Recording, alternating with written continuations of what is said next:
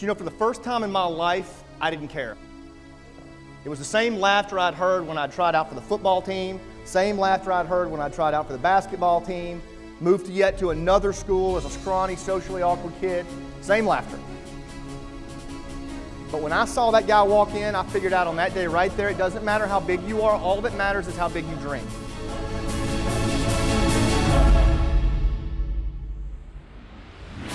When I was 14 years old, I was hanging out with my buddies in Harold's Soda Shop in Mount Ida, Arkansas, the little town where I grew up, when this guy walked in. And he had on these big boots. They were so shiny I could see myself in them when he walked in the room. And across his chest were all these colored ribbons. I mean, it looked like a fruit salad.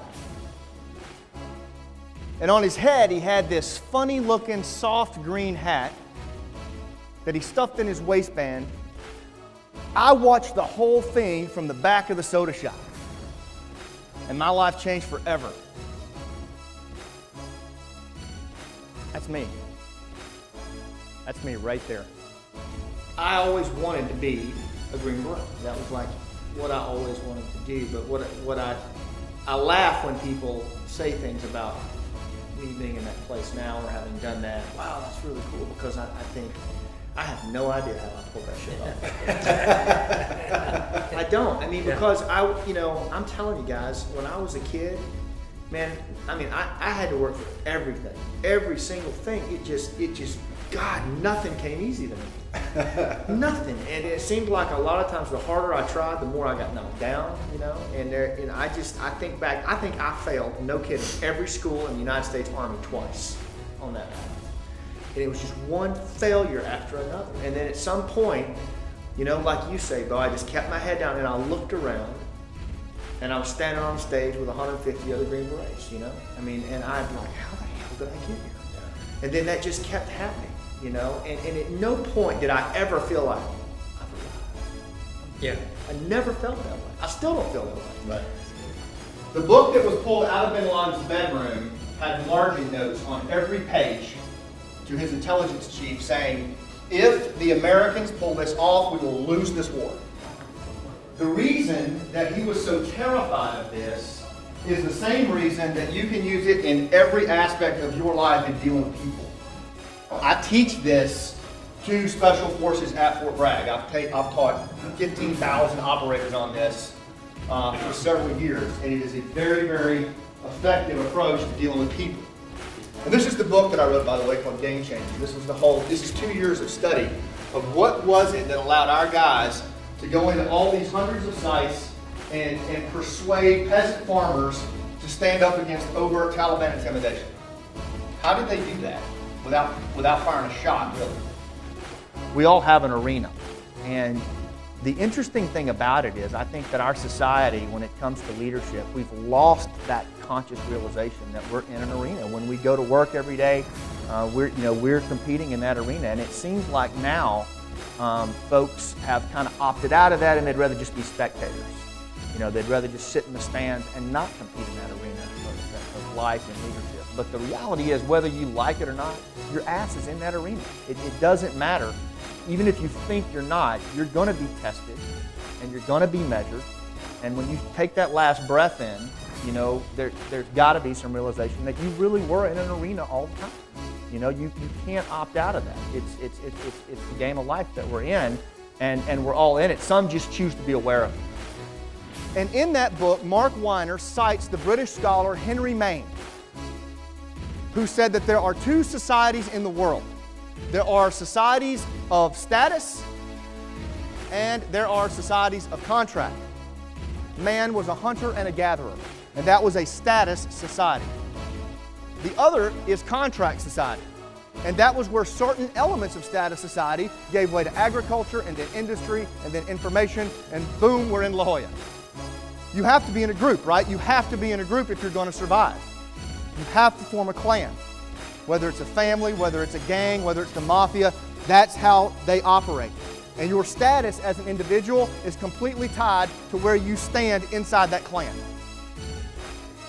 The clan dynamic, the group dynamic is everything. Your identity is directly tied to that. And it's built around this thing called honor and shame. So lost honor equates to revenge. In our society, that's not allowed. We have a rule of law for that. We have justice for that. We can't allow vigilante justice. So you can already see the major dichotomy in these two worlds. The next thing for revenge is feud. Not only am I honor bound to pursue revenge if somebody takes my honor, but if Bo is my cousin, he's going to come up and say, hey, we can't have that. You know, all the cousins will muster, all the uncles will muster, and we're all going to achieve revenge. And it's going to manifest in the form of feud. And I've seen this time and time and time again in Afghanistan and other tribal areas. Relationships and restoration of relationships is absolutely critical.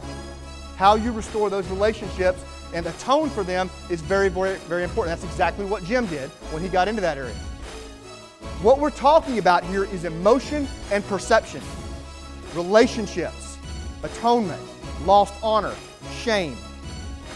Everything is emotion, it's perception. That's how we function in tribal society. How do I feel about something? And the way that we get all of that across, the way that we convey honor, the way that we convey shame, the way that we convey emotion and perception and feud is through story. The original flat screens were cave walls. People have been telling stories since they've been able to utter language. And story has the emotional component to it that moves people to action, that couples their brains and causes them to act. And story is the vehicle in tribal society that has always been used to navigate the churny waters of feud and relationship. We use story as that vehicle. If you want to have a great briefing or a great presentation, you inform it through story. If you want to address an injustice that's been done, focus on restoration of a relationship first, rather than try to go right for some kind of punitive solution. If you come at the relationship first, 9 times out of 10 in our society, you'll have a better effect. The reality is most of America thinks up here because it's how they're hardwired, it's how they're taught. I have talked my way out of a hell of a lot more gunfights than I've shot my way out of. And a lot of that reason is because I'm a good listener. And I know how to listen the way I used to listen to my grandfather when he would tell me stories. And I can listen for what mattered to him, and I can reintroduce it back into the conversation, and I can ask things like, what's keeping you up at night? When everybody else is sleeping and I know you're worried, what is it that's keeping you up at night? You can't push back from that question. I don't care what your culture is, I don't care what your religion is, we all are up at night worried about things. And when you ask that, that's not a casual question. Hey, how you doing? What keeps you up at night? You know, you got to get there. And when you get to that question, you immediately validate that person. You validate their humanity, you validate their status, and they're going to tell you. And it's sacred. And when they tell you, they just gave you the answer to the problem. You know, another thing about that I like about the analogy of the arena, and all of you guys talk about this, is that it implies an element of struggle. You know, when you think of an arena, it conjures up this notion of an opponent, of an enemy, as Bo talks about, and just this notion of struggle for something that stands between you and your goal. And I just, personally, I think we've lost a lot of that in our society today, an embracing of struggle, and B, I think that it's absolutely critical to good leadership. And so what I've come to figure out is that I ran all those miles and built up those scars so that I'd be worthy to stand in front of you, to share with you what I've seen, what I've learned. In all those moments of chaos and confusion, I figured out how to lead. Not from up here. That's where managers lead. Those are my enemies. From here. From here. Most of all, it is an absolute honor to stand here in front of you guys, to have told a story and shared lessons from a lot of guys who aren't with us anymore.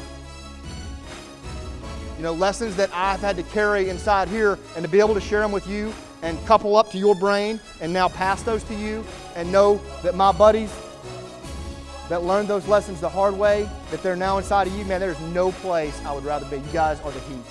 So I appreciate the opportunity. God bless you, and thanks for your time.